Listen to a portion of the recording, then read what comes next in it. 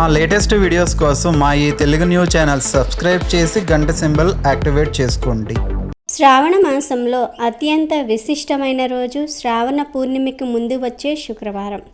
ఈ శుక్రవారం నాడే వరలక్ష్మి వ్రతాన్ని ఆచరిస్తారు.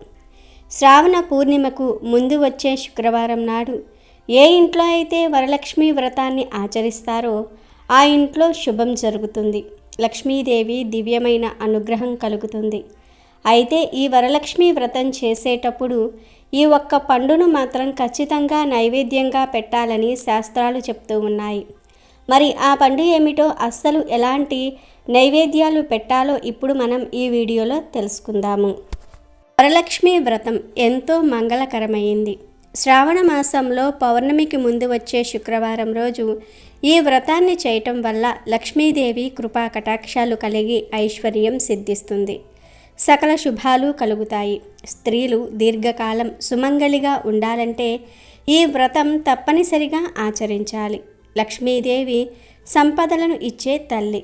సంపదలంటే కేవలం ధనం మాత్రమే కాదు, ధాన్య సంపద, పశు సంపద, గుణ సంపద, జ్ఞాన సంపద మొదలైనవి అన్నీ కూడా ఎన్నో ఉన్నాయి. నిజానికి అష్టలక్ష్ములలో వరలక్ష్మి లేదు, కానీ అష్టలక్ష్ములు కలిపి ప్రసాదించే వరాలన్నిటినీ కూడా వరలక్ష్మి అమ్మవారు ఒక్కరే ప్రసాదిస్తారు. వర అంటే శ్రేష్టమైన అని అర్థం కూడా ఉంది. వరలక్ష్మీదేవికి ఓ ప్రత్యేకత ఉంది. మిగిలిన లక్ష్మీ పూజల కంటే వరలక్ష్మీ పూజ శ్రేష్టమని శాస్త్రవచనం. శ్రీహరికి ఇష్టమైన, పైగా విష్ణువు జన్మ నక్షత్రమైన శ్రవణం పేరిట వచ్చే శ్రావణ మాసంలో వరలక్ష్మీ వ్రతాన్ని చేసుకుంటే విశేష ఫలితాలు లభిస్తాయి. సర్వమంగళ సంప్రాప్తి కోసం, సకల అభిష్టాల కోసం నిత్య సుమంగళిగా తాము వర్ధిల్లాలని పుణ్యస్త్రీలు ఈ వ్రతం చేస్తారు. దక్షిణ భారతదేశంలో ఈ వరలక్ష్మీ వ్రతాన్ని వివిధ సాంప్రదాయాల్లో ఆచరిస్తారు. ఎవరు ఏ పద్ధతులు పాటించినా శ్రీలక్ష్మిని కొలిచే తీరు మాత్రం అందరిది ఒక్కటే. సకల శుభకరమైన సన్మంగళదాయకమైన వరలక్ష్మీదేవి పూజ జగదానందకరమైనదని భక్తులందరి ప్రగాఢ విశ్వాసం. వరలక్ష్మీ వ్రతానికి ముందు రోజునే ఇంటిని, పూజ గదిని శుభ్రం చేసుకోవాలి. ఇంటి గుమ్మాలకు పసుపు కుంకుమలను రాసుకోవాలి. ఇక పూజ జరిగే రోజున ఉదయాన్నే నిద్రలేచి తలస్నానం చేసి ఇంటిని మామిడి తోరణాలతో అలంకరించుకోవాలి. లక్ష్మీదేవిని ఈశాన్య దిక్కున పూజిస్తే శుభం. కాబట్టి ఇంటి ఈశాన్య భాగంలో ముగ్గులు వేసి పూజకు స్థలాన్ని సిద్ధం చేసుకోవాలి. ఆ ముగ్గుల మీద పసుపు, ముగ్గు బొట్లు పెట్టిన పీటను ఉంచాలి. దానిపై కొత్త తెల్లటి వస్త్రాన్ని పరిచి బియ్యం పోసి కలశాన్ని ప్రతిష్ఠించుకోవాలి. కలశపు చెంబుకు పసుపు కుంకుమ అద్ది దానిపై కొబ్బరికాయను ఉంచాలి. పసుపు ముద్దతో అమ్మవారి మొహాన్ని తీర్చిదిద్దే ప్రయత్నం చేస్తే మరింత మంచిది. కొబ్బరికాయతో పాటుగా కలశంపై మామిడి ఆకులను ఉంచటము శుభసూచకమే. అమ్మవారిని అష్టోత్తర శతనామావళితో పూజించిన తరువాత తోరగ్రంథి పూజ చేస్తారు. ఇందుకోసం 3 లేదా 5 తోరాలను సిద్ధం చేసుకోవాలి. ఈ తోరాల కోసం దారాలకు పసుపు రాస్తూ తోర పూజలోని ఒక్కో మంత్రం చదువుతూ ఒక్కో ముడి చొప్పున 9 ముడులు వెయ్యాలి.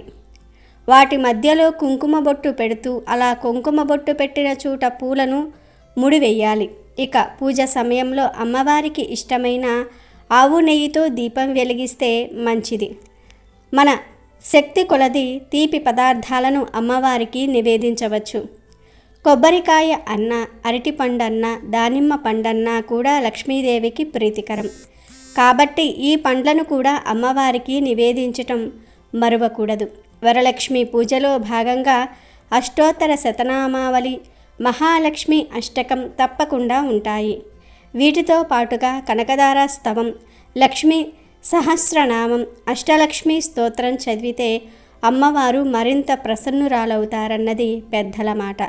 ఇలా నిష్టగా సాగిన పూజ ముగిసిన తరువాత ఒక ముత్తైదువును అమ్మవారిగా భావించి ఆమెను ఆతిథ్యం ఇవ్వాలి. వరలక్ష్మి పూజ రోజున ఇంట్లో శాకాహారమే భుజించాలి. ముత్తైదువును అమ్మవారిగా భావించి ఆతిథ్యం ఇచ్చి ఆమెను సాగనంపిన తర్వాత మాత్రమే భోజనం చెయ్యాలి. సాయంత్రం వేళ వీలైనంత మంది ముత్తైదువులను పిలిచి తాంబూలాలు ఇవ్వాలి. అమ్మవారి పూజ ముగిసినా కూడా ఎట్టి పరిస్థితుల్లోనూ ఉద్వాసన చెప్పకూడదు. అలా చెప్తే ఇంటి నుంచి లక్ష్మీదేవిని పంపినట్లే అవుతుంది. కలశానికి ఇరువైపులా ఏనుగు ప్రతిమలను పెట్టడం మర్చిపోకూడదు.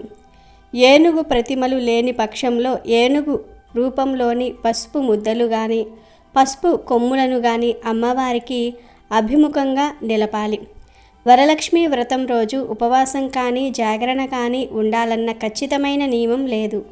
కానీ పూజ ముగిసేదాకా ఎలాంటి ఆహారము తీసుకోకూడదు. ఇలాంటి జాగ్రత్తలన్నిటినీ కూడా తీసుకొని వ్రతం చేయటం వల్ల ఎటువంటి అమంగళము జరగదని పండితులు చెప్తూ ఉన్నారు. ఈ వరలక్ష్మి వ్రతంలో అసలు ఏ నైవేద్యాలు పెట్టాలో ఇప్పుడు మనం చూద్దాం.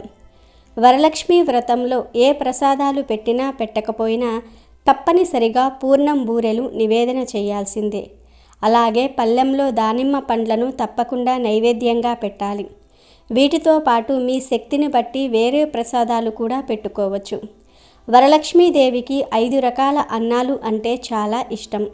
అందులో మొదటిది పెరుగుతో చేసిన అన్నం. ఆ పెరుగన్నాన్ని నైవేద్యంగా పెడితే సంపదలు బాగా వస్తాయి. రెండవది పాయసాన్నం. ఈరోజు ఆవు పాలతో చేసిన పాయసాన్నాన్ని నివేదన చేస్తే కోరుకున్న పదవులు పొందుతారు. ఇక మూడవది పులిహోర. ఈరోజు వరలక్ష్మీదేవికి పులిహోరను నైవేద్యంగా పెడితే భార్యాభర్తల మధ్య ఐకమత్యం పెరుగుతుంది. నాలుగవది పులగం. ఈరోజు పులగాన్ని నైవేద్యంగా పెడితే కుటుంబం వృద్ధి చెందుతుంది. ఐదవది బెల్లంతో చేసిన అన్నం. పూర్ణాలతో పాటు ఈ 5 అన్నాలు నైవేద్యంగా పెడితే సకల శుభాలు కలుగుతాయి. ఇక ఈరోజు శనగలను కూడా ఉడికించి నైవేద్యంగా పెడితే స్త్రీలు సౌభాగ్యంతో ఉంటారు. అలాగే అరటి పండ్లు, కొబ్బరికాయ కూడా నైవేద్యంగా పెట్టాలి. మెయిన్గా పెట్టవలసినవి ఏమిటంటే పూర్ణాలు, దానిమ్మ పండు, శనగలు, కొబ్బరికాయ, అరటి పండ్లు. మిగిలిన నైవేద్యాలు కూడా మీ శక్తి కొలది ఎన్ని అయినా సరే పెట్టుకోవచ్చు. దానిమ్మ పండ్లను మాత్రం మర్చిపోకుండా పెట్టాలి. చాలామంది చాలా రకాల ప్రసాదాలు వండి నివేదిస్తారు, కానీ పళ్ళను పెట్టరు. పళ్ళల్లో లక్ష్మీదేవి నివాసం ఉంటుంది. పళ్ళు అంటే లక్ష్మీదేవికి ఎంతో ఇష్టం కనుక వండిన పదార్థాలతో పాటు పళ్ళను కూడా అమ్మవారికి నైవేద్యంగా పెట్టాలి. ముఖ్యంగా దానిమ్మ పండు నైవేద్యం పెట్టడం మర్చిపోవద్దు. ఎంతో పవిత్రమైన వరలక్ష్మి వ్రతం రోజు పూజలో ఈ నైవేద్యాలన్నీ కూడా అమ్మవారికి సమర్పిస్తే లక్ష్మీ కటాక్షం కలగటం ఖాయం. కాబట్టి అందరూ కూడా ఈ నైవేద్యాలను అమ్మవారికి సమర్పించి మీరు కూడా స్వీకరించండి. ఇలా చేస్తే అమ్మవారి అనుగ్రహాన్ని వెనువెంటనే పొందుతారు. వీడియో నచ్చితే లైక్ చేయండి, షేర్ చేయండి, బట్ సబ్స్క్రైబ్ చేసుకోవడం మర్చిపోవద్దు.